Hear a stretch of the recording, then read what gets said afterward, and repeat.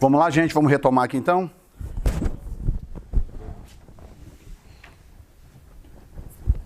Vamos lá? Página 19, então. Nós estamos na matéria Evangelhos, volume 1, e essa é a aula de número 2. Estamos entrando aqui no livro de Mateus, tá? Mateus liga-nos com o Antigo Testamento.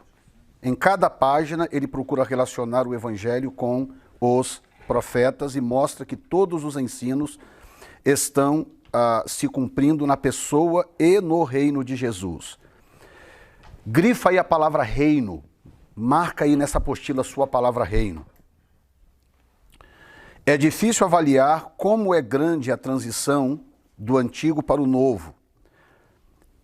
Parecia ao judeu que ele tinha que abandonar sua tradição e ortodoxia e aceitar outra crença.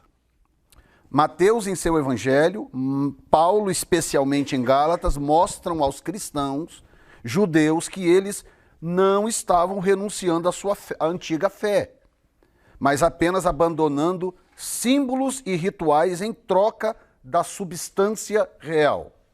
Tá? Então,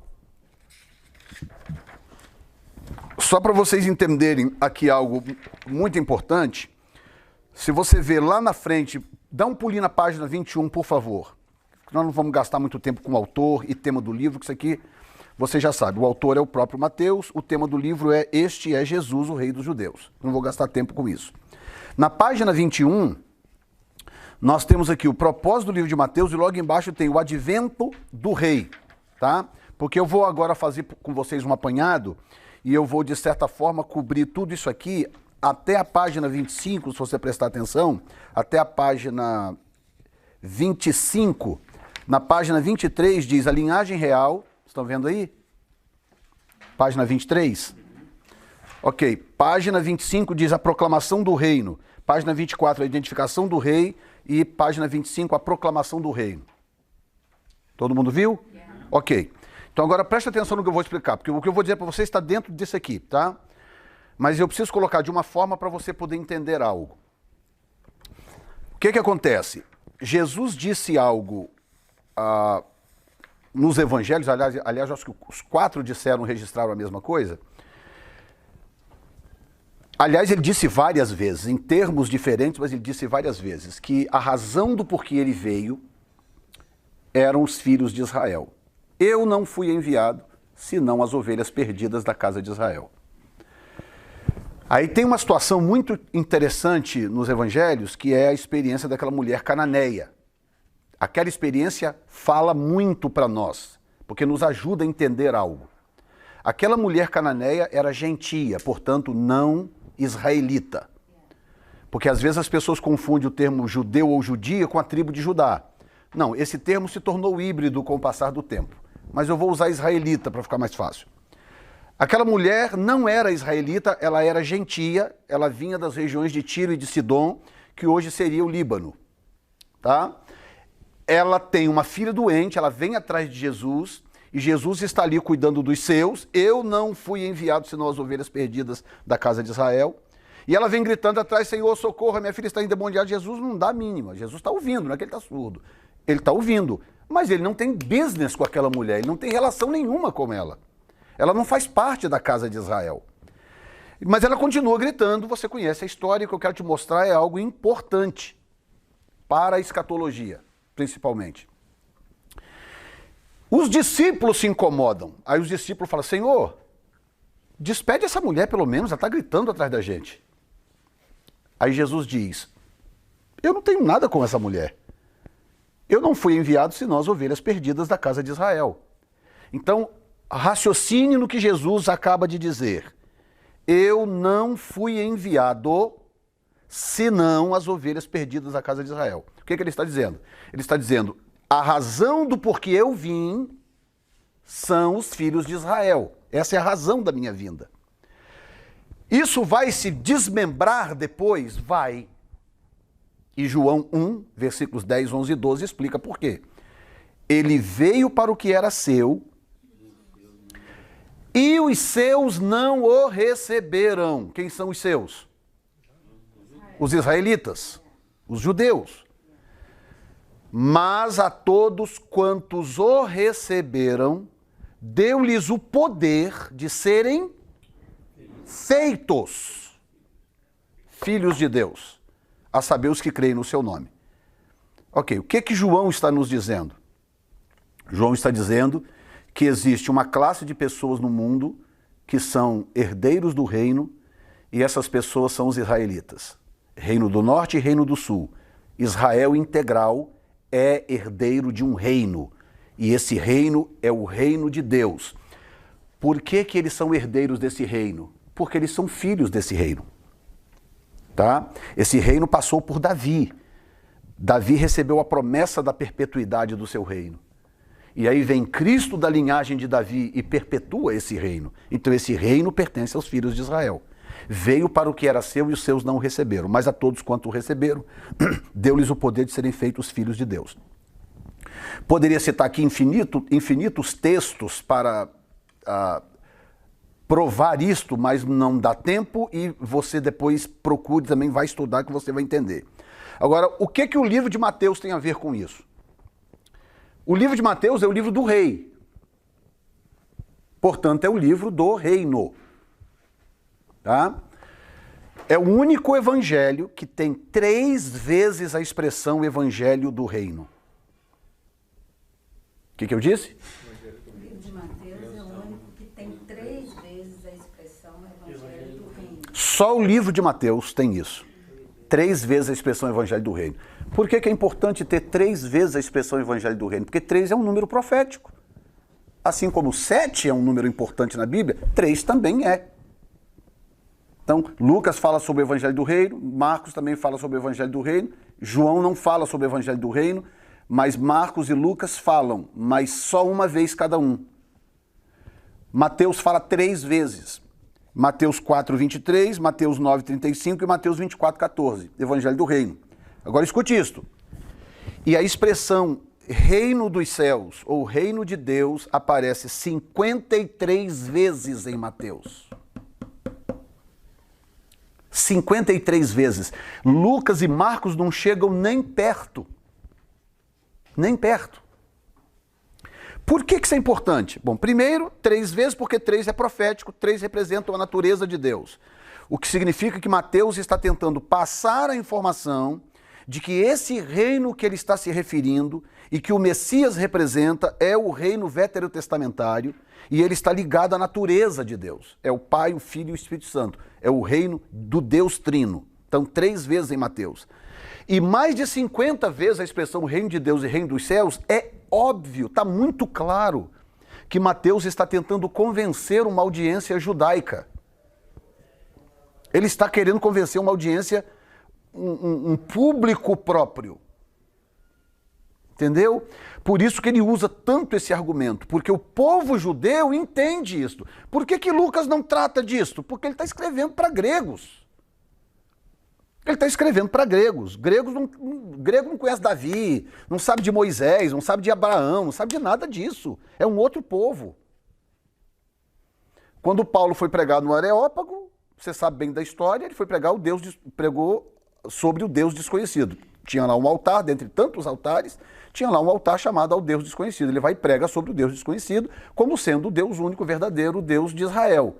Mas ele não cita Israel nenhuma vez, ele não cita Abraão nenhuma vez, Isaac, Jacó, ele não cita Davi, Moisés, ele não cita a lei, ele não cita os profetas nenhuma vez. Ele está pregando no meio do Areópago, um estádio grego, numa cidade onde o povo se orgulhava da cultura, dos debates democráticos, e ele vai pregar para esse povo sobre um Deus que eles desconheciam.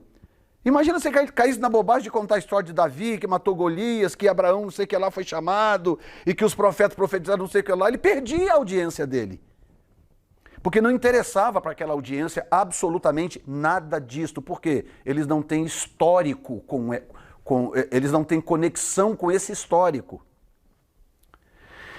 Então Mateus teria perdido a sua audiência se a sua audiência não fosse judaica. Então há uma prova claríssima de que Mateus estava escrevendo para uma audiência judaica. Ele precisava convencer essa audiência de que o reino prometido no Velho Testamento havia chegado e que Jesus era o rei desse reino. Por isso aparece 3 vezes o Evangelho do Reino no livro. Agora, raciocina comigo outra coisa, que vai influenciar profundamente como você vai entender a escatologia. Por isso que eu digo isso sem qualquer arrogância. Tem gente por aí com tanta dificuldade de entender coisas tão básicas como essa que eu estou explicando para vocês, que é algo básico, muito básico, porque tem a ver com soteriologia, doutrina da salvação. Aí quer explicar coisas complexas, como Apocalipse, como o livro de Daniel. O que acontece? Jesus diz, eu não vim para outro que não fosse da tribo de Israel, da casa de Israel. Tá? Aí o que acontece? Jesus fala sobre a igreja uma vez só, na terceira pessoa, em Mateus capítulo 16, versículo 18. Ele fala de eclesia uma única vez, num evangelho onde ele fala 53 vezes sobre o reino de Deus. Isso te diz alguma coisa?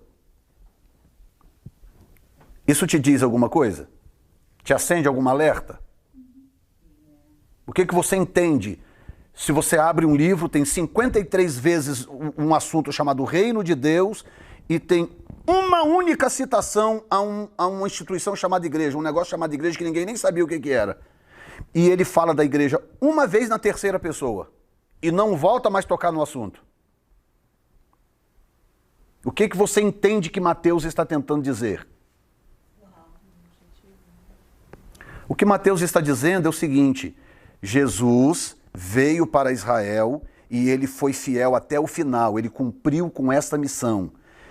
A igreja nasceria em Atos 2, com Jesus já ausente, e a igreja receberia a sua doutrina através dos apóstolos, e principalmente através de um apóstolo, que foi chamado de apóstolo dos gentios.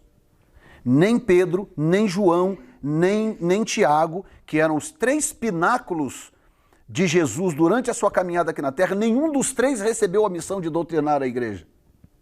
Teve que vir um outro cara, um outro indivíduo levantado depois, cerca de 6 anos depois, que foi mais ou menos aí que eles calculam que Paulo se converteu.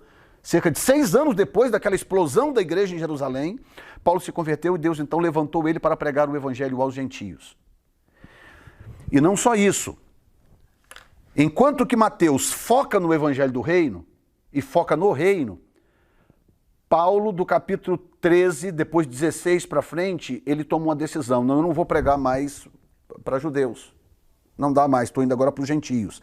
Até aquele momento ele tentou plantar o evangelho entre os judeus. Não conseguiu, foi perseguido, caçoaram dele, aquela história toda, perseguiram, tentaram matá-lo. Segundo dizem, até mataram na experiência de Listra. Dizem que ele morreu. Foi quando ele teve aquela experiência de ir ao terceiro céu. Dizem que foi naquela experiência de Listra, dele ser apedrejado, e ele teria morrido ali. Aí, meu filho, quando ele volta a vir, vai, quer saber? Quando eu estou lavando as minhas mãos, daqui para frente estou indo para os gentios. Quando ele toma essa decisão, ele surge com um outro evangelho, que a Bíblia chama de evangelho da graça de Deus. E aí Paulo passa a chamar aquele de meu evangelho. Pedro não fala desse evangelho, Tiago não fala desse evangelho, João não fala desse evangelho, Barnabé não fala desse evangelho, Marcos, que andou com Paulo, não fala desse evangelho. Só Paulo fala desse evangelho e ele chama ele de meu evangelho. Meu evangelho. Depois pode procurar aí nas suas concordâncias que você vai encontrar várias vezes ele falando nas epístolas, o meu evangelho. E ele ainda diz mais, ele diz, se vier alguém pregar para vocês um outro evangelho diferente desse, seja ele anátema, seja mentiroso. A palavra anátema significa um mentiroso ou amaldiçoado. Ou seja, nós estamos diante aqui de uma revelação muito forte. E esta revelação é que Jesus Cristo não veio para falar para a igreja. Jesus não veio enviado para os gentios. Jesus, você não vai encontrar nenhum momento nos evangelhos Jesus se dirigindo diretamente para a igreja. Pastor, então quando eu leio os evangelhos, então eu largo de mão o que Jesus falou? Não, não. O que está nos evangelhos também é para nós por tabela. A gente recebe aquilo ali como segunda instância. É como o Velho Testamento. Eu abro o Velho Testamento, Deus está falando para Moisés e está falando para Israel. Mas eu não tomo aquilo para mim também pela fé? Não é assim? Assim também são os evangelhos. Eu abro os evangelhos, eu leio os evangelhos, o que está ali também é para mim pela fé, mas não foi dito para mim. É diferente, não foi dito para mim aquilo ali. Aquilo ali foi dito para Israel, para o povo de Israel, porque Jesus não foi enviado senão as ovelhas perdidas da casa de Israel. E aí depois, tanto Paulo quanto Pedro e tantos outros vão fazer uma diferença muito clara entre os israelitas das duas casas, norte e sul, e os gentios. Capítulo 11 mesmo de Romanos, Paulo deixa claríssimo que os gentios são um povo e os israelitas são outro povo em termos de carne, geneticamente falando, eles são povos diferentes, tá? Então, quando você confunde isso aí, o que acontece? Não tem ninguém que te salve depois para você conseguir entender profecias. Eu sei porque eu lido com esse tipo de gente. Você não consegue mais salvar uma pessoa dessa para entender profecias se elas errarem isso que eu estou te falando. Não consegue nunca mais. E o que é pior, a pessoa se ensoberbece de tal forma que ela começa a agir como se ela fosse a mestre no assunto e tal, e você não consegue mais ajudá-la. Por mais que você tente, não tem jeito mais, tá? Então, o jeito é ajudar quem ainda não caiu nesse abismo. Porque uma vez caído nesse abismo... E que abismo, pastor? É o abismo de achar que a igreja substitui Israel, ou que a igreja é o complemento de Israel, ou que a igreja é a casa, o reino do norte de Israel. São 3 heresias. A primeira heresia é a pior, chama supersessionismo, ou teologia da substituição. A igreja é o novo Israel de Deus, a igreja substituiu Israel. Isso é tão herético quanto diabólico mesmo, porque só o diabo que tem interesse de sumir com Israel do mapa. O diabo e o Irã, né? São os únicos interessados que Israel desapareça, o diabo e o Irã. Tá? A segunda tese, que é filhote dessa, é que não, a igreja não substitui Israel, mas a igreja é a casa de Efraim que sumiu. É outro erro. E um terceiro erro também, que é filhotinho da primeira, que é, não, a igreja não substitui Israel, a igreja pode ou não pode ser a casa de Efraim, mas uma coisa é certa, a igreja complementa Israel. Aí eles pegam fora de contexto textos como Efésios 2, Romanos 9, profecias como de Oséias, profecias como algumas de Isaías, Jeremias, e eles pegam isso fora de contexto na tentativa de provar que não, olha aqui, ó, está profetizado que a igreja é a casa de Efraim. E não é verdade. Ezequiel 37 mesmo é um bom exemplo, está lá profetizado, Judá e Efraim, e claramente dizendo que eles voltarão para a terra de origem que o Senhor deu a Jacó, lá, a terra de origem. Então, tanto Judá quanto Efraim tem que um dia voltar para aquela terra. Boa parte de Judá já está lá, e no final da grande tribulação, a casa de Efraim será então unida de Judá, Israel voltará a ser um, e a igreja não tem absolutamente nada a ver com isso, a igreja é um outro povo, a igreja é composta de gentios, ok? Sim ou não? Então, o que acontece? Quando a gente fala sobre o tema, este é Jesus, o rei dos judeus, existe uma série de implicações disso aqui. Ele fala sobre o advento do rei, Mateus quebra o silêncio de 400 anos entre a profecia de Malaquias e o anúncio do nascimento de Jesus. Então por que eu contei toda aquela história para você, no começo, dos 400 anos de silêncio e do porquê que Deus encerrou o assunto com Malaquias? Deus levantou Ageu e Zacarias para disciplinar o povo, pressionar o povo. Zacarias apoiava Esdras na sua mensagem, Ageu apoiava Neemias na sua mensagem. E aí depois ele levantou, depois que estava tudo ok, o templo foi reconstruído também, o povo tinha pouco recurso, não tinha dinheiro como na época da riqueza de Salomão, então o templo ficou meio michuruca em termos de qualidade, o templo não tinha a imponência do primeiro. E aí Deus então, para animar o povo, de não, a glória da última casa vai ser maior do que da primeira e tal. E foi mesmo, porque a glória da segunda casa. Porque na segunda casa, que é o templo construído por Zorobabel, que depois foi ampliado por Herodes, o Filho de Deus fisicamente entrou. Tudo bem que não entrou lá dentro do templo, porque ele não podia, ele não era levita, mas ele entrou dentro das premissas, premises, né, da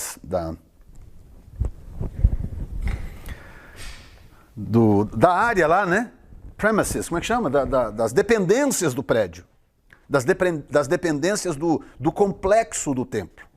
Então, a glória foi maior do que a primeira? Foi, porque na primeira, a glória de Deus veio, uma glória invisível, o poder de Deus foi sentido, o povo não conseguia se manter de pé, né?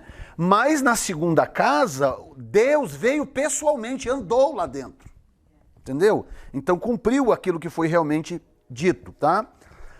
Então, a história que eu te contei foi para você entender isso aqui, que aí Deus encerra a coisa com Malaquias. Por quê? Porque a profecia principal de Malaquias é o advento do rei.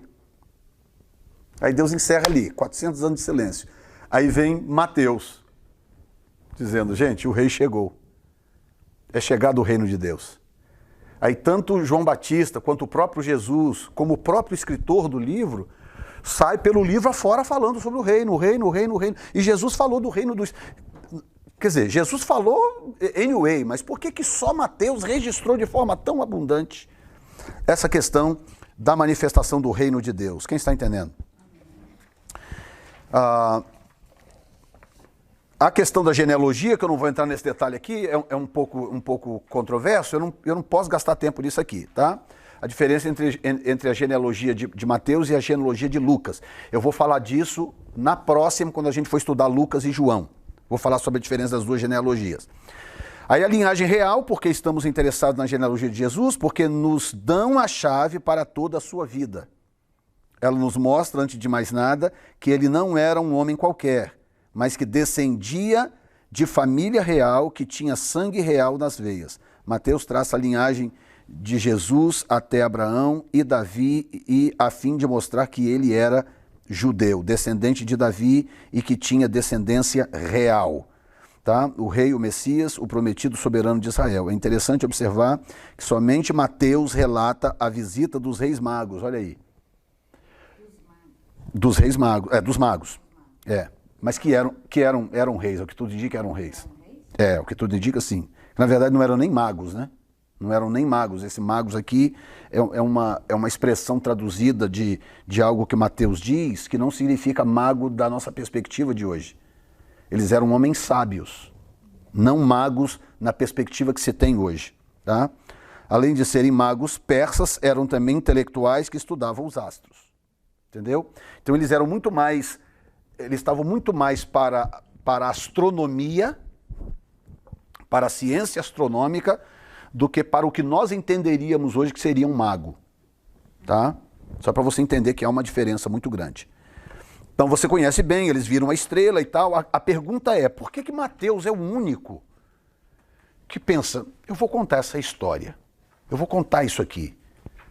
Por que Marcos não está nem aí, Lucas muito menos, João também não? Por que só Mateus se preocupa em contar essa história? Porque ele quer mostrar para a sua audiência judaica o grau de importância do nascimento de Jesus. Está vendo? Olha, ele é tão importante, o nascimento dele foi tão único, que vieram reis do leste. Porque ao estudarem as profecias o alinhamento dos astros astronômicos, que acreditam que essa estrela era um alinhamento astronômico, eu não vou entrar nesse debate, para mim pode ser, como pode não ser, dá no mesmo, não muda nada. Mas basicamente eles vieram por causa da importância dele, do grau de importância dele. Quantas pessoas que nascem aí, nasce todo dia, nada acontece. Ó, de repente nasceu um menino ali, aí vem o presidente não sei da onde, vem o rei não sei da onde.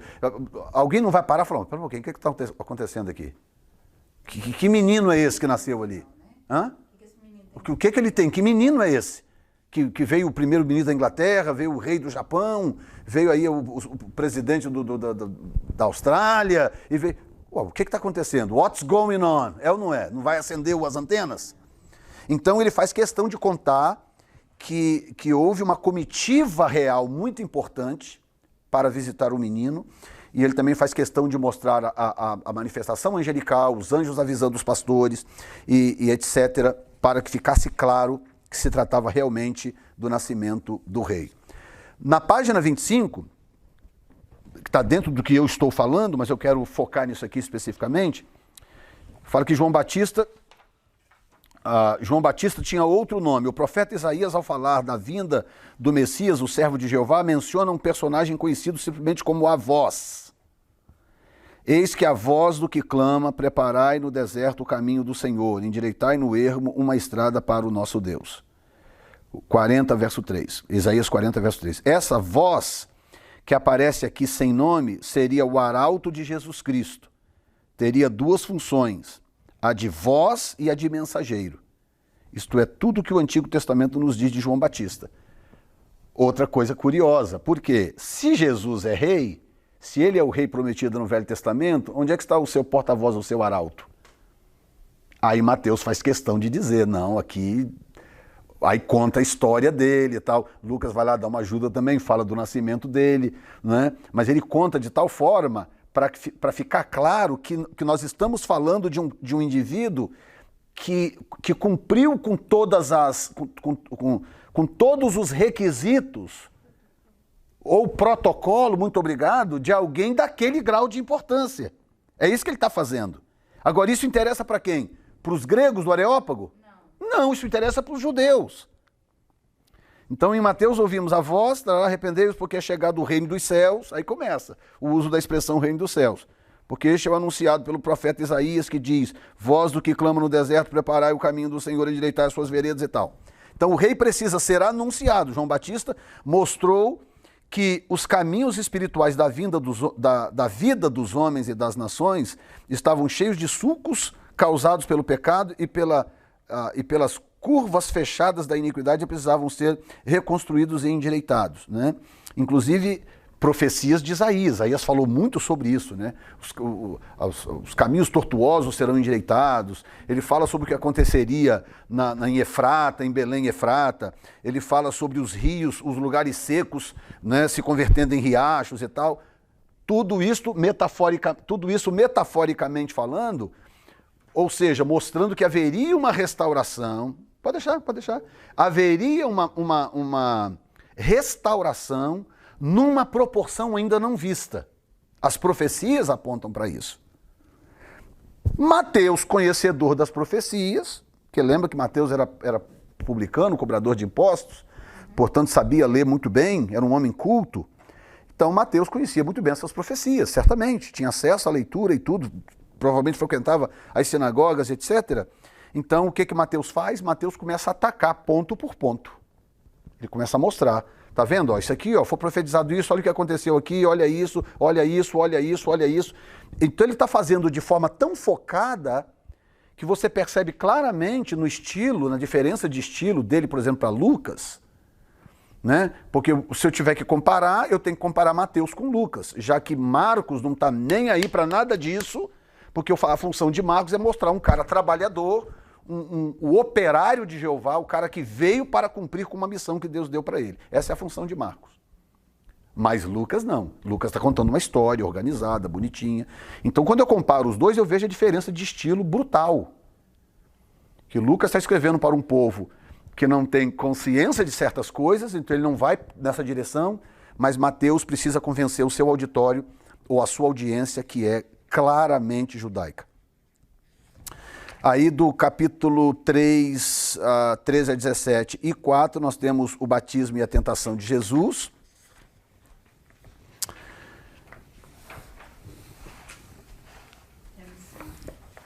Aí... Dizer que eu passei sem... Ok, o texto começa aqui.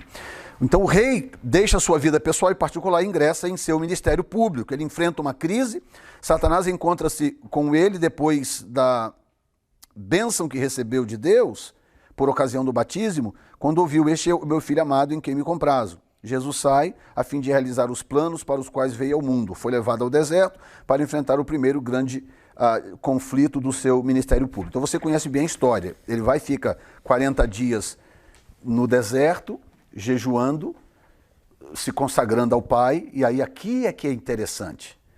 Jesus é o Filho de Deus, Jesus é eterno, Jesus é pré-existente, mas uma vez que ele estava em corpo físico, ele sabia que ele estava lidando com certas limitações que ele não tinha antes, e a forma de vencer essas limitações era estando sempre em comunhão com o Pai.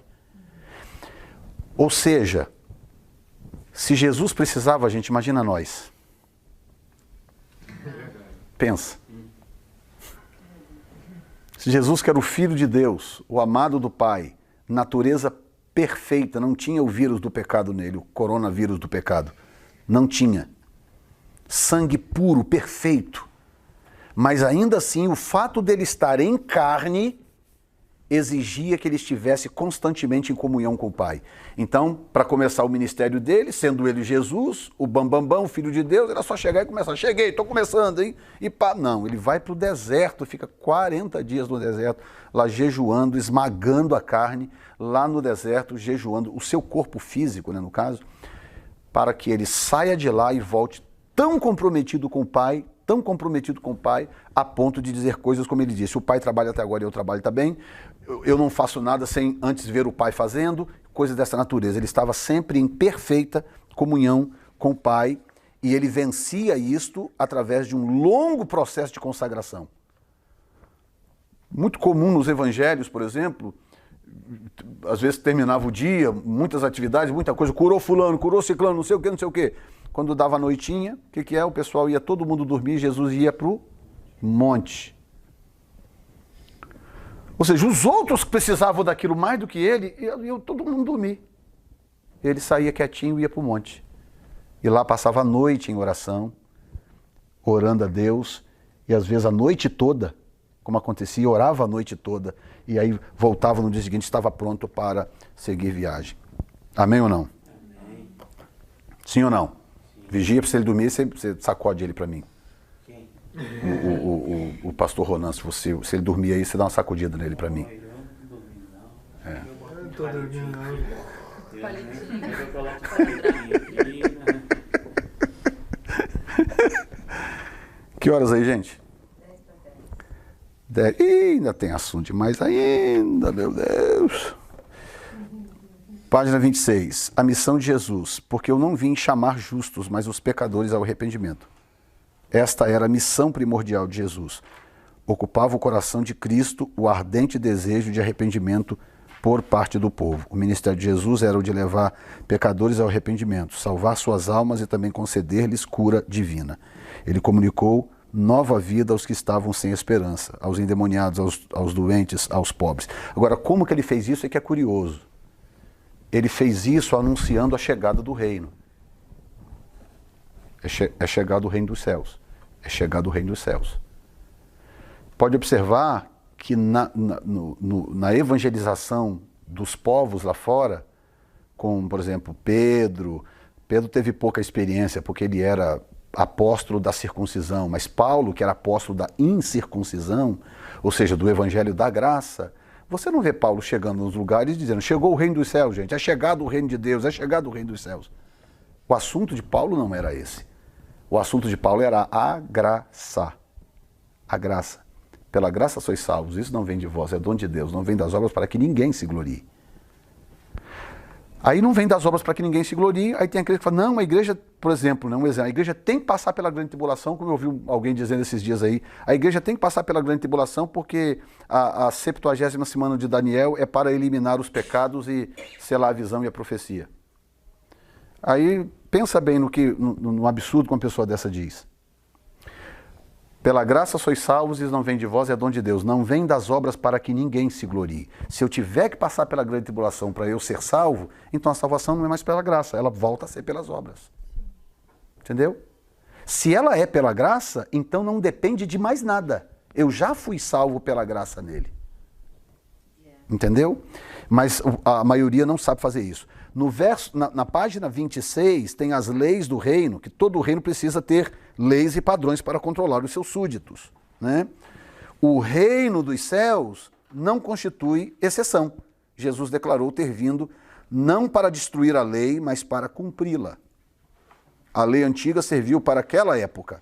Moisés e os profetas estavam adiantados em relação ao seu tempo. Foram pioneiros. Jesus não destruiu a lei antiga, mas tratou-a como rudimentar e não como perfeita e final. Do elevado púlpito de um monte, Jesus pregou o sermão que contém leis do seu reino. Hoje, após 1900 anos, esse sermão do monte nada perdeu de sua majestade ou poder. Se permitíssemos que esses princípios operassem em nossa vida hoje, eles transformariam todo o nosso relacionamento pessoal, curariam nossas feridas sociais, resolveriam todas as questões entre as nações e poriam o mundo todo em ordem. A base dessa lei é a bondade. De novo, leis do reino. Aí lembra que eu contei para vocês a parábola da mulher cananeia? Essa parábola é uma das maiores metáforas da igreja que eu conheço. Ou poderia chamar de alegoria a respeito da igreja que eu conheço. Porque a mulher cananeia representa a igreja gentílica. Jesus e o povo que estava ao redor dele representa Israel. Aí a mulher vem gritando, Senhor, não, eu fui enviado para as ovelhas perdidas da casa de Israel. Aí a mulher continua gritando, Senhor, manda essa mulher embora, eu não vou pegar o... Aí a mulher diz, Senhor, me socorre, eu não vou pegar o pão dos filhos e jogar para os cachorros. O que Jesus está dizendo? Está dizendo, os filhos são aqueles que geneticamente pertencem à nação de Israel. Os outros são cachorros. E ele usa o termo cachorro aqui, não é por acaso. Ele não está, falando como nós falaríamos hoje no sentido, seu cachorro, sua cadela. Não, é que naquela época a cultura é a seguinte, quem não é judeu é como um animal impuro. Por isso que, quando Deus quis abrir a porta para os gentios, no capítulo 10, o que Deus fez? Teve que dar uma visão para Pedro. Pedro entrou para orar na oração da tarde, 3 horas da tarde, e está lá Pedro orando, daqui a pouco vem uma visão, um lençol descendo com um monte de animal impuro. Aí vem a voz e fala, Pedro, mata e come. Misericórdia, de jeito nenhum, que eu sou pentecostal. Eu sou canela de fogo. Aí, segunda vez a visão, Pedro, mata e come. Não, Senhor, de jeito nenhum. Terceira visão, Pedro, mata e come. Senhor, nunca entrou na minha boca coisa imunda ou impura. Aí Deus diz, não considere mais impuro aquilo que Deus para si purificou. O que Deus estava tentando dizer? Pedro, houve uma mudança e você não percebeu. Você não percebeu que houve uma mudança. Season 2. Hã? Season 2. Season 2, exatamente. Exatamente. Então, o que acontece é que Deus, com a morte e a ressurreição de Jesus, os parâmetros evoluíram, não é que eles mudaram, é aquilo que o texto diz aqui, agora a substância apareceu. O que era sombra no Velho Testamento, agora era substância. Jesus morreu e ressuscitou, o Cordeiro de Deus que tira o pecado do mundo. Então agora abria a porta para o gentio, mas para Deus convencer Pedro, Deus teve que mostrar os animais impuros e dizer, Pedro, não chame mais de impuro o que eu purifiquei. Estão entendendo? Só que na época da mulher cananeia, com Jesus ainda vivo, antes de ter morrido e ressuscitado, ela era um cachorrinho ou um animal impuro. É isso, é simplesmente isto. Jesus está dizendo, ei, eu não posso porque você é gentia, você é impura. É isso que ele está falando quando ele fala de cachorrinho. Aí a mulher vem, se humilha, se lança e faz o que Paulo diz em Romanos 11, escute. Paulo diz assim, ei, você, cuidado, se Deus não poupou os ramos naturais, cuide para que não poupe a ti. Cuidado, teme. Paulo está falando em Romanos 11. O que Paulo está dizendo? Paulo está dizendo que realmente Deus deu uma cegueira temporária a Israel, temporária, até que a plenitude dos gentios haja entrado. Mas ei, se ele não poupou os ramos naturais, você acha que ele poupará a ti? O que ele está falando? Ele está falando, seja humilde, humilha-te. Seja humilde. Que é o que a mulher faz. A mulher vem e ela poderia dar uma rodopiada lá e sair vazada? Podia. Que não sei o que é lá, que o senhor é isso e aquilo, me chamou de cachorra. É ou não é? Podia ou não podia? Se fosse uns crentes de hoje, fazia, não? Certeza. Mas ela veio, se prostrou diante dele e disse, sim, Senhor. Ou seja, ela sabia. Eu não sou desse povo. Não tem por que ele me atender. Sim, Senhor. mas os cachorrinhos comem das migalhas que caem da mesa dos seus senhores. Você sabe por que ela disse isso? Talvez você vá ficar sabendo hoje pela primeira vez. Sabe por que ela disse isso? Aquela mulher tinha algum tipo de conhecimento que o texto ali não revela, mas que eu vou mostrar para você. Ao longo da história de Israel, vários gentios foram inseridos dentro da nação. Tem casos como o de Caleb, que foi inserido na nação de Judá, na tribo de Judá. Tem o caso de Raabe, tem o caso de Ruth. Ao longo da história, pessoas foram inseridas dentro da nação. E elas foram inseridas, elas não eram daquele povo, foram inseridas e depois assimiladas pelo povo. Tá? Então, por alguma razão, essa mulher tinha conhecimento disso, porque basicamente o que ela está dizendo é: mas Senhor, lembre-se que ao longo da história, vários cachorrinhos comeram das migalhas que caíram da mesa. O que ela está fazendo, na verdade, é lançando mão de uma informação histórica, dizendo para Jesus: o Senhor fez isso no passado, por que não fazer agora? Entendeu? Com isso, ela estava fazendo algo que nem os judeus ali sabiam. Ela estava categoricamente reconhecendo que ele era de fato quem ele dizia que era. Com essa frase tão simples, aquela mulher reconheceu que Jesus era tudo aquilo que ele dizia que era. Porque na frase dela, ela estava buscando lá atrás o histórico e dizendo: não, mas tudo bem, mas lembra que os cachorrinhos também comem das migalhas que caem da mesa? Entendeu? Você vê o histórico, por exemplo, de Raabe, né? Esses dias está passando aí a Terra Prometida de novo, né? É tão interessante que até o final Raabe é chamada de prostituta. Ela é chamada de prostituta até o fim. Mesmo que depois de casada com Salmo. Quando a história é contada, a prostituta Raabe. Olha que doideira. Mas nem por isso eles impediram que ela viesse e fosse assimilada pelo povo. Porque abandonou os seus falsos deuses, abraçou o Deus de Israel, entrou para dentro da nação e assumiu os costumes judaicos. Entendeu? Então, ao longo da história, vários cachorrinhos se deram bem por isso. Porque entenderam o privilégio de ser assimilado por aquele povo. E ali agora estava uma mulher... E diante daquela situação, ela poderia bater o pneu ali, dar uma de doida, sair correndo, xingar Jesus e ir embora e continuar miserável com a filha doente. Ou ela poderia falar: não, o caminho aqui é a misericórdia, o caminho aqui é o quebrantamento, é a humilhação. Falar: tudo bem, Senhor, mas os cachorrinhos também comem das migalhas. Aí Jesus diz assim: mulher, grande é a tua fé. Seja feita contigo como tu desejas. Aí, o que Deus fez? O que Jesus fez? Pensa comigo. Olha para a história do Velho Testamento. Olha para Ruth, por exemplo. O que Jesus fez com aquela mulher é diferente do que Deus fez com Ruth no Velho Testamento em quê? Em nada. Em absolutamente nada. Jesus fez por aquela mulher o que Boaz fez por Ruth. Entendeu? Pegou uma pessoa que não tinha valor nenhum, naquela época não tinha valor nenhum, era uma estrangeira, a viúva ainda, morando sozinha com uma nora velha, com a sogra velha e viúva. Entendeu? E aí chegou, mas caiu graça no coração do homem. Não, eu gostei de você, eu vou casar com você. Só que tinha que comprar o direito da remissão do outro parente, que era o mais velho. E aí, coincidentemente, Boaz, que é da linhagem de Davi também, que é da linhagem de Davi, vai lá e compra o direito de remissão de Ruth, sem que ela tivesse qualquer merecimento por aquilo.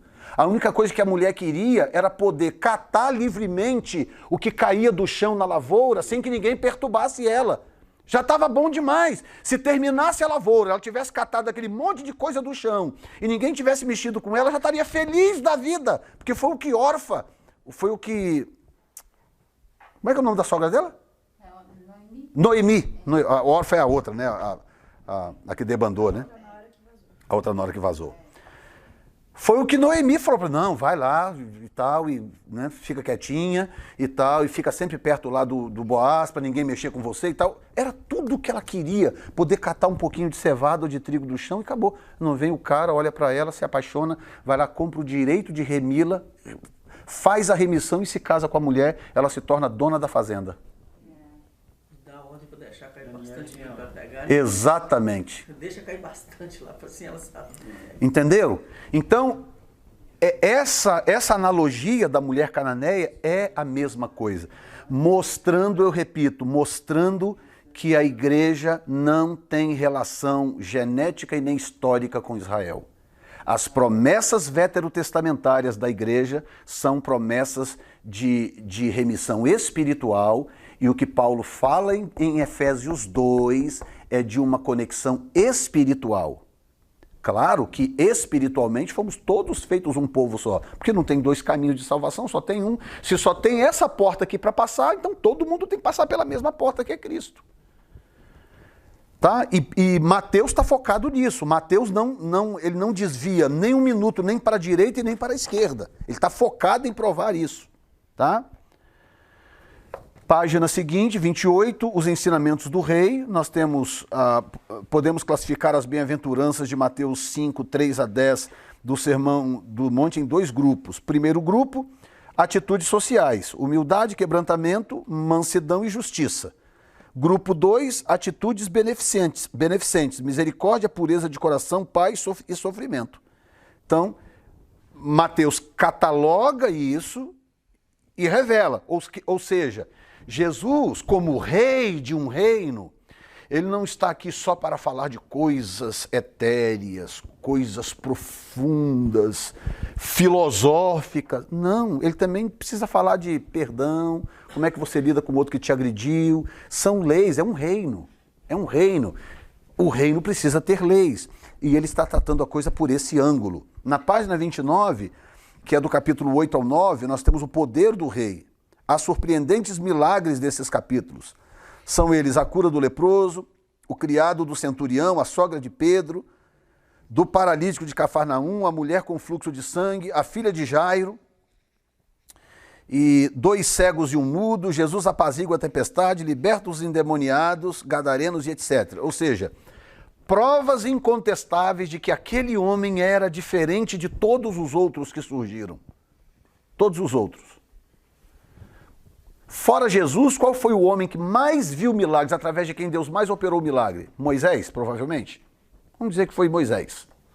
Os maiores milagres da história até Jesus chegar. Ora, Deus operou através de Moisés realmente milagres tremendos, mas todos eles espalhados ao longo de 40 anos. Não, Jesus botava o pé para fora da porta. Para fora da porta. Ele botava o pé para fora da porta, já tinha uma multidão na porta da casa dele. E o Evangelho descreve, não, e ele curava todos. Em alguns momentos, não era sempre, mas em alguns momentos, ele literalmente curava todos. Ele passava o dia, ele saía na rua, estava todo mundo lá, e ele começava, ia curando, e curava todos. Está entendendo? Então, por que Jesus sempre fala, houve momentos em que eles tentavam pressionar Jesus com o que Moisés tinha dito ou feito, e sem que eles sequer entendessem o que Jesus estava falando, Jesus agia de uma forma, deixando claro que a autoridade dele em relação a Moisés era muito maior. Moisés disse isso e isso, não é? Pois eu digo isso, isso e isso. E na maior naturalidade, o povo ficava quase que endemoniado com aquilo, e Jesus... Moisés disse, né, não adulterarás, não é? Mas eu digo que se você olhar para uma mulher com um olhar impuro, você já adulterou com ela. Ou seja, Moisés colocou a barra aqui, Jesus está raising the bar. Jesus está colocando a barra cá em cima.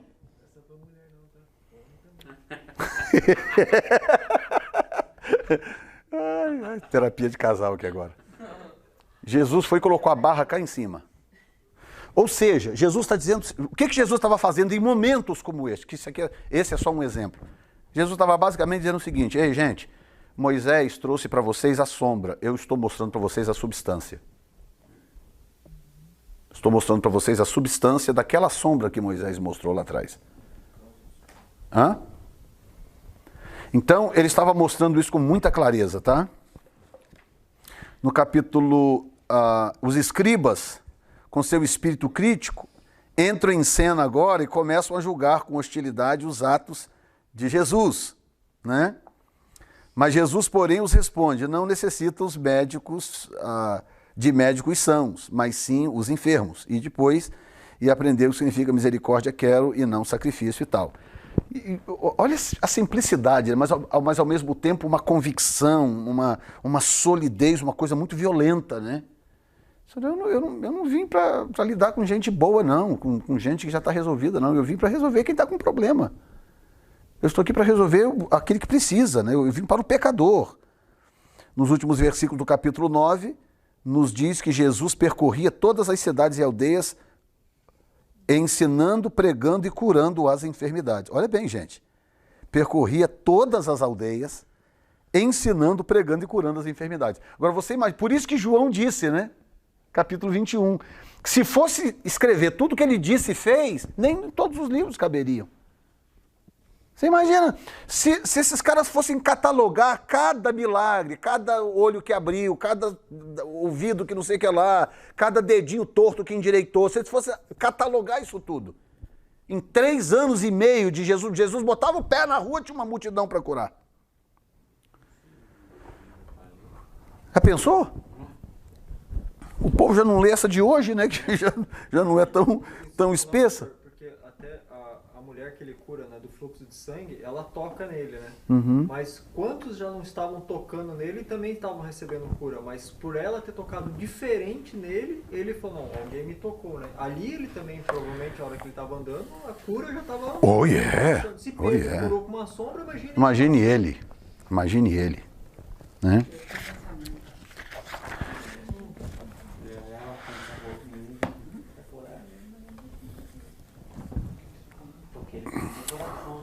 Capítulo 9 tem os colaboradores do rei.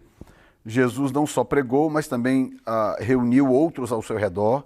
Era preciso organizar seu reino e estabelecê-lo em bases mais amplas e permanentes. Um rei tem súditos, né? Sua luz se reflete através de instrumentos humanos. Ele diz, vós sois a luz do mundo. Jesus ainda tem uma grande mensagem para o mundo e ele precisa anunciá-la. Era isto que ele estava fazendo. Estava chamando homens a fim de treiná-los para levarem avante a sua obra. Em Mateus 10, de 2 a 4, encontramos a relação dos 12 colaboradores. Aí vem aqui o nome dos primeiros apóstolos de Jesus, né, que foram enviados, e eles são enviados até mesmo para, primeiro, cumprir o que está escrito aqui, que é levar a mensagem à casa de Israel, tanto que, olha bem, outra prova concreta daquilo que nós falamos na abertura. Jesus vira para esses homens, manda eles e diz, olha, não entrem em vila de samaritano, porque eles eram misturados, né? E, logicamente, que sair das bordas de Israel nem pensar, né? E diante as ovelhas perdidas da casa de Israel. Então, havia um foco, tanto na vinda dele, como na missão dele, como na missão daqueles que ele preparou. Por isso que no final, quando ele morreu e ressuscitou, e começou aquele mover de Deus, Jesus não exigiu que nenhum deles fosse pregar para os gentios. A tradição diz que Tomé foi para a região da Índia e Bartolomeu teria ido para a região da Europa, outro teria ido para a Ásia. A tradição conta um pouco da história deles, mas a nossa análise tem que ser em cima do texto bíblico, né? Sempre em cima do texto bíblico. Então não me parece que Deus tenha exigido deles, depois de passar 3 anos e meio inseridos dentro do contexto do Evangelho do Reino. Por que existem 2 evangelhos? O Evangelho do Reino e o Evangelho da Graça. Porque existem 2 povos. Deus tem 2 povos. O povo de Israel, que é a união das 2 casas, norte e sul, e o povo gentio, que é a igreja. Agora, esses 2 povos, espiritualmente, são feitos um, porque espiritualmente não existe outro caminho de salvação que não seja Cristo. É disso que Paulo está falando em Efésios 2. Tá? Paulo não está falando em Efésios 2 que a igreja gentílica é a casa de Efraim, em nenhum momento. Ele está dizendo apenas que espiritualmente esses 2 povos que são diferentes são unidos. É só ler o versículo 2. Alguém abre aí Efésios 2:2 e leia para mim em voz alta, por favor.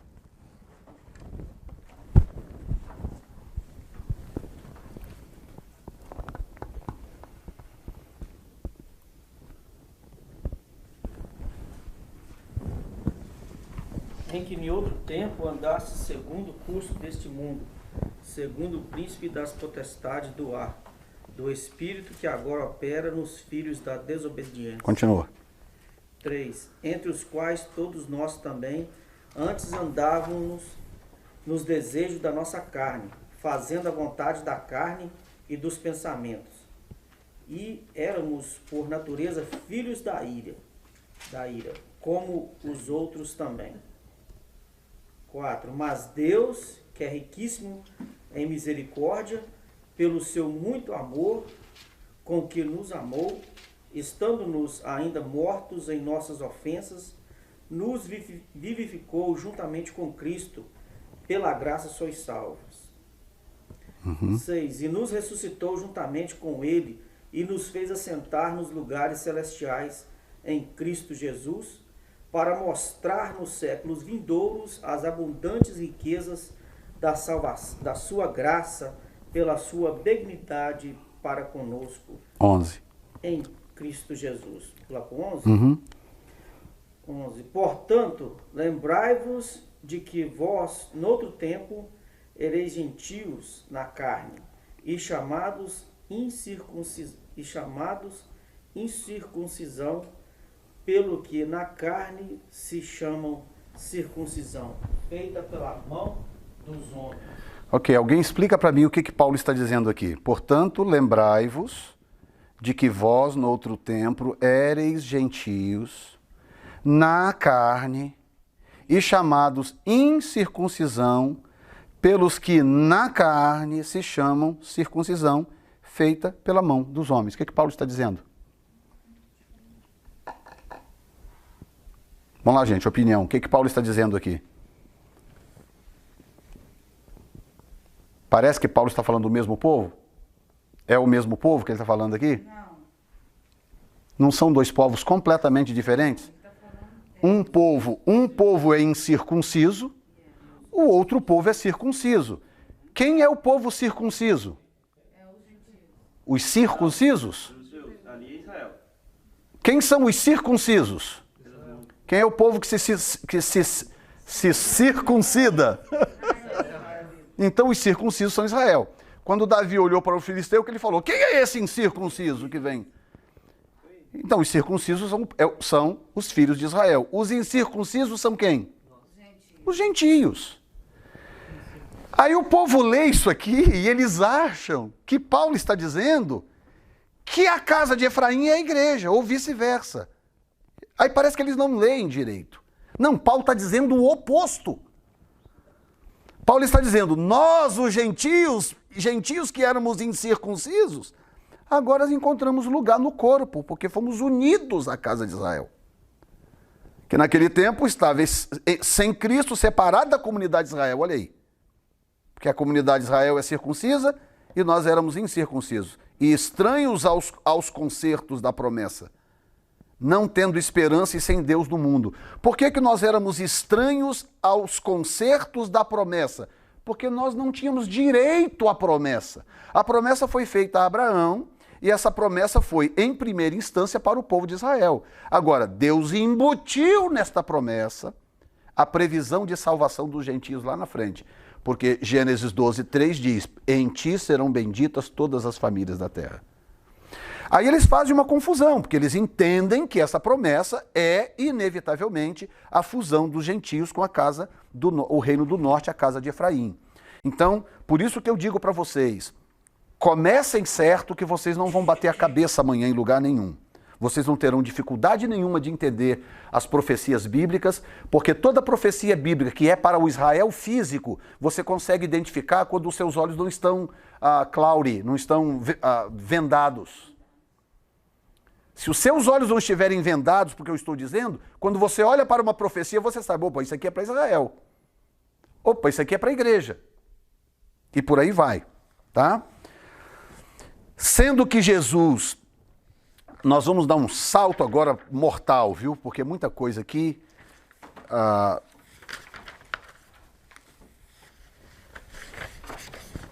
Cadê? Ok.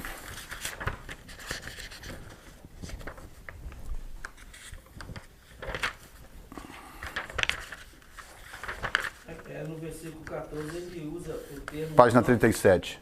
Ambos os povos, dois povos. Exato. Exato. Que no 13 ele fala, vós que estavas longe, agora pelo sangue chegastes perto. Exato. E porque pela vossa paz, o qual de ambos os povos... Exatamente, ambos os povos. Exatamente. Exatamente. Mas você só consegue enxergar isso quando você começa correto. Você tem que começar o raciocínio correto. Porque senão depois, acredita no que eu estou te falando, eu lido com esse povo todo dia. É impossível fazê-los enxergar corretamente a coisa. Impossível. Principalmente porque eles adquirem uma arrogância tão grande que você não consegue mais mostrar para eles aonde que está o desvio. Você não consegue. Tá? Então, página 37.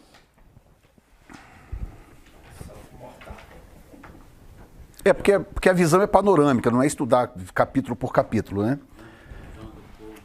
É, o João do Pulo. Que horas são aí? Ih, então tá até 11h30, dá tempo demais ainda. Vamos lá. Jesus pronuncia o discurso do Monte das Oliveiras, prediz as condições do mundo depois da sua ascensão até a sua volta em glória, para julgar as nações pelo tratamento dispensado aos seus irmãos, os judeus. Boa parte do sermão de Mateus 24 e 25 é dedicada à sua segunda vida. Ok, deixa eu fazer uma pergunta para vocês entenderem como que começar certo ajuda a entender. Agora eu vou perguntar para você assim, como se você estivesse chegando agora na sala, ok? Se Jesus foi enviado somente para as ovelhas perdidas da casa de Israel, como ele disse várias vezes, quando chega num discurso escatológico dessa natureza aqui, a sua expectativa é que ele esteja falando para a igreja ou para a nação de Israel? Claro. Pois ele não foi enviado senão para eles. Então aí vem a confusão, as pessoas não conseguem entender. Porque quando leem isso aqui, por exemplo, toda vez que eu falo sobre a volta de Jesus antes da grande tribulação, no meu canal, que as pessoas entram para comentar, qual é o texto que eles mais usam para dizer que a igreja vai passar pela grande tribulação? Mateus 24.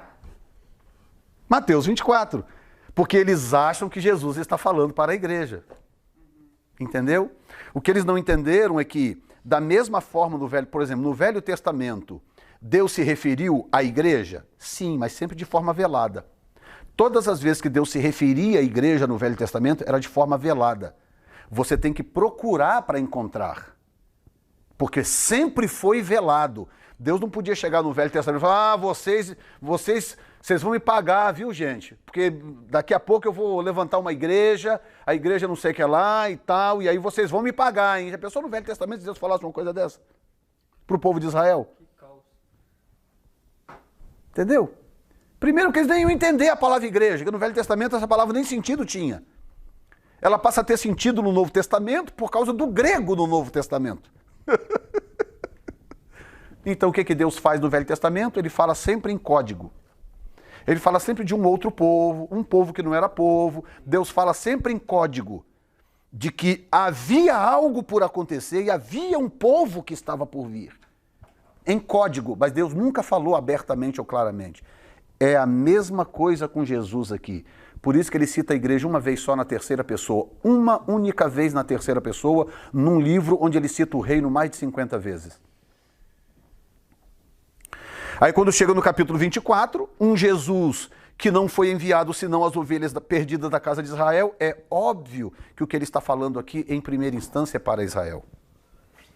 Então ele pronuncia o discurso do Monte das Oliveiras, prediz as condições do mundo, depois da sua ascensão até a sua volta, tá? Em glória para julgar as nações pelo tratamento dispensado aos seus irmãos, os judeus. Boa parte do sermão de Mateus 24 e 25 dedicado à sua segunda vinda. Nos primeiros 2 livros, olha bem, boa parte do sermão de 24 e 25 é dedicado à sua segunda vinda. Então Jesus fala do arrebatamento somente de forma velada, porque ele não pode falar abertamente. Porque o arrebatamento não é para Israel, o arrebatamento é para a igreja. Como ele não foi enviado, senão as ovelhas perdidas da casa de Israel, arrebatamento é um assunto velado. Estão entendendo o que eu estou explicando? É velado porque não é para Israel, e ele está falando para Israel. Então, ele fala do arrebatamento sempre de forma velada. Você vai encontrar o arrebatamento nos ditos de Jesus, mas sempre velado. Porque aquilo ia contra a sua missão primária. Mas ele deixa a coisa velada para que depois o Espírito Santo pudesse mostrar para a gente. Ó, é aqui, tá vendo? Aqui ele está falando disso, aqui ele está falando. Então, quando ele fala de Noé, de Ló, ele está se referindo ao arrebatamento. A parábola das 10 virgens, ele está se referindo ao arrebatamento. As virgens que são tomadas são a igreja que é arrebatada, as virgens que ficam é a casa de Israel, e por aí vai. Então, ele dá a entender, mas ele não pode falar abertamente, porque ele não foi enviado senão as ovelhas perdidas da casa de Israel. Até na sua ascensão, né? Quando o anjo aparece, quando ele some no céu, né? Ele fala, varões, ele está falando para os judeus. Para os judeus, exatamente, exatamente, exatamente. Mas aí ele fala de arrebatamento de forma velada. Velado, sempre de forma metafórica ou simbólica. Mas por que ele falaria de arrebatamento, mesmo de forma velada, se ele estava falando só para os israelitas? Porque eles não entenderiam. Porque a mensagem não era para eles. Porque eram mensagens codificadas que ele estava deixando, que o Espírito Santo depois ia poder usar. Mas ele falava de uma maneira que eles não entendiam, porque não dizia respeito a eles. Tá? Vou te dar um exemplo só, quer ver? Lucas 12. Vou dar um exemplo para vocês. Tá? É um exemplo muito clássico. Abram aí, Lucas 12.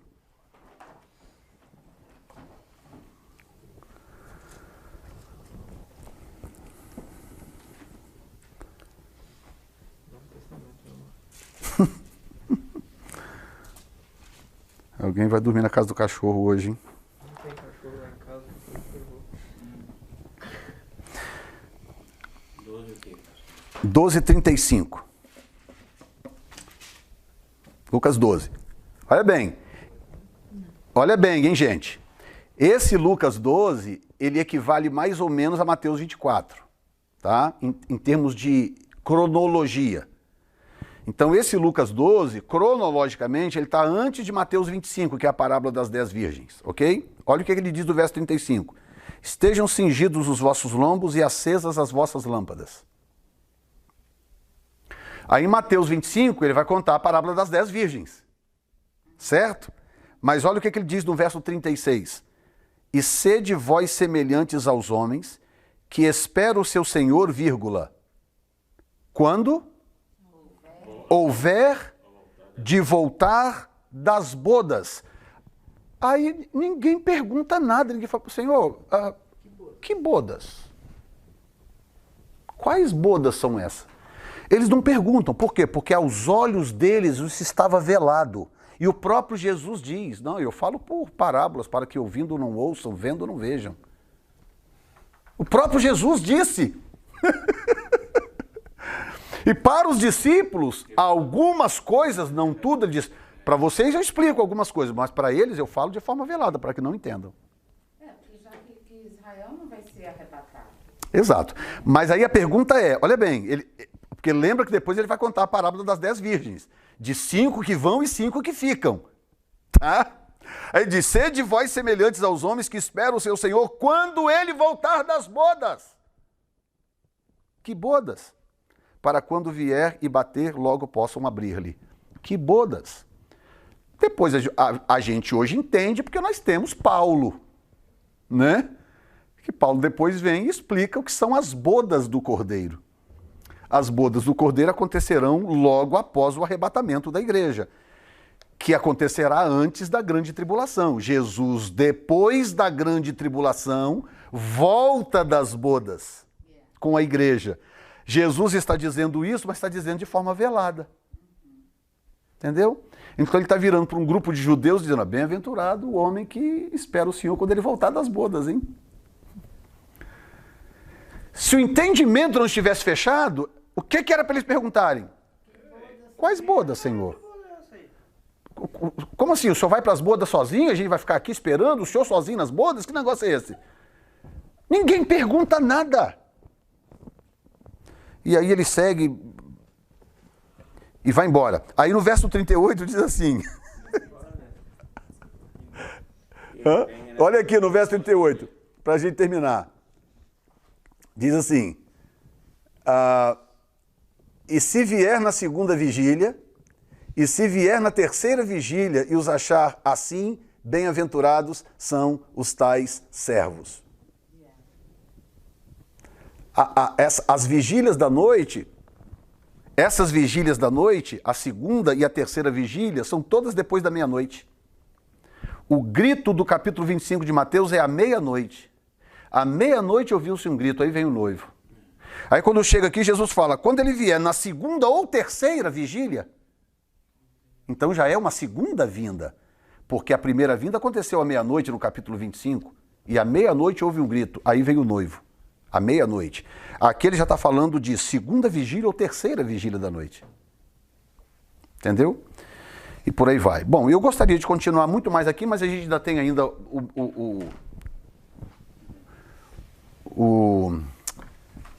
a próxima aula. Aí na próxima aula nós vamos matar Mateus. O que Mateus fez de errado, né? Nós vamos conseguir matar o texto de Mateus e aí Marcos, tá bom? E aí no mês seguinte Lucas e João. Tá bom assim?